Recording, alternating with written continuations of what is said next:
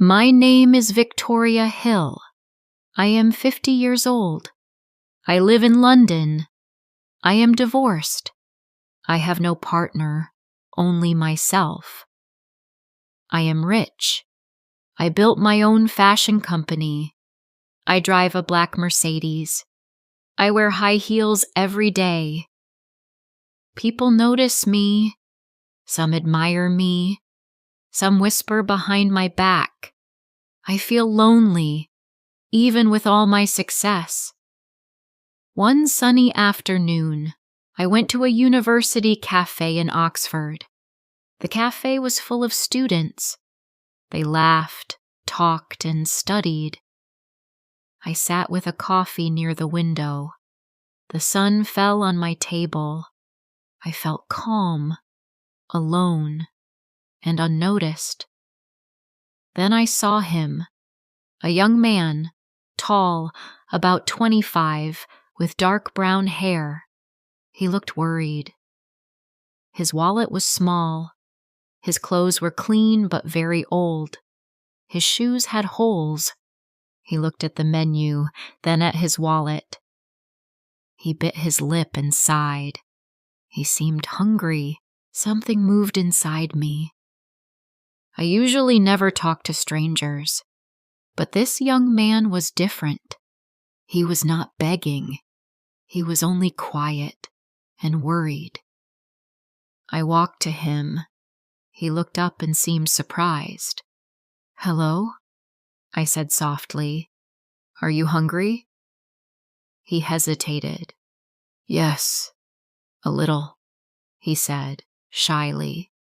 "I can buy your lunch," I said. His eyes widened.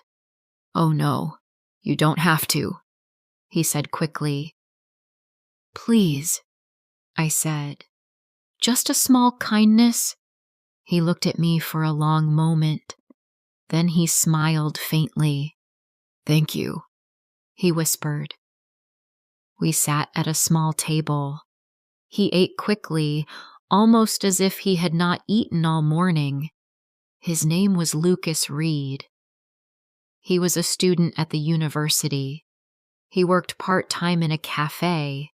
His hands were tired, but his eyes were bright and hopeful. I found myself laughing at his small jokes. He told funny stories about his friends and studies. I felt lighter.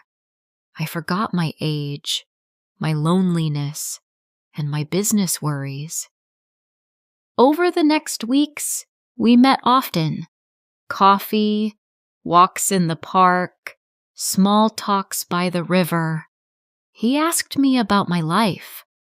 I asked him about his studies and dreams. He liked to listen. I liked to tell him my thoughts. Sometimes he would hold my hand for a long moment. Sometimes he would brush a strand of hair from my face. One evening, he leaned closer. "Victoria," he said softly, "when I am with you, I feel alive again." My heart beat fast. He touched my cheek. I felt warmth spread inside me. He kissed me softly. I closed my eyes. The kiss grew deeper, stronger. My mind went blank. I forgot everything: age, rules, whispers, society. I only felt him.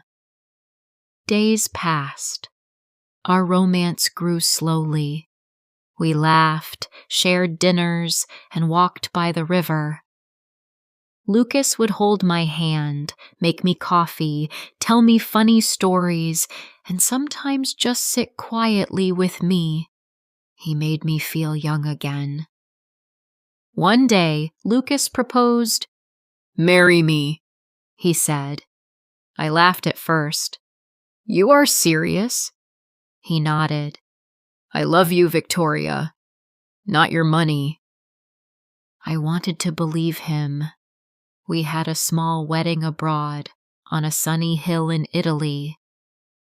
The ceremony was quiet, the sun warm, the sea in the distance. Life felt perfect. After the wedding, he was more loving than ever. He kissed me often, held me close, whispered sweet words. I felt happy and safe. But then one evening, Lucas looked worried. He held his phone tight in his hand. His face had no color. "Victoria, I need to tell you something," he said softly. "It's about my ex-girlfriend. Her name is Mia." I felt my stomach tighten. What happened? He took a deep breath. "She is angry. She wants to hurt me. She said she will go to the police. She will lie. She will say I used you for money. She will say I married you for your business." He looked down. "If she does this, my life will be ruined." His voice shook. He looked scared. He touched my hand like a child asking for help. "I'm so sorry," he whispered. "I don't know what to do." My heart softened. I felt sorry for him. "Tell me what you need," I said. "Mia wants money," he said, looking ashamed. "She wants me to pay her to stay quiet. I don't want to ask you, but I am scared." I gave him money to protect him.